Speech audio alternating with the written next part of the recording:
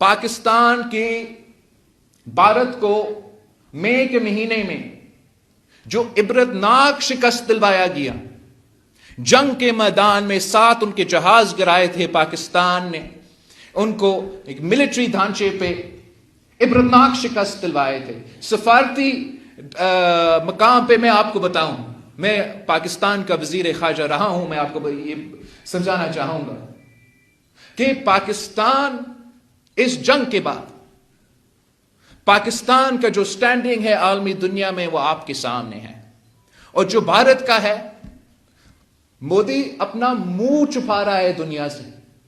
चाहे वो United Nations का कोई प्रोग्राम हो या आसियान का कोई कॉन्फ्रेंस हो, वो बुज़दिल डरपोक अब हार गया है, अब वो नहीं जा सकता है। इसलिए वो पहुंचता है तो उसको मालूम है कि अमेरिका से लेके पाकिस्तान तक सब उनको ये याद दिलवाएंगे कि 7 जहाज गिरे थे।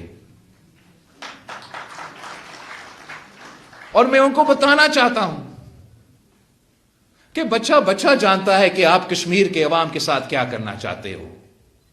हम जानते हैं कि आप भाई को भाई से लड़वा के पाकिस्तान के क्या कश्मीर का मौकफ कमजोर करना चाहते हो।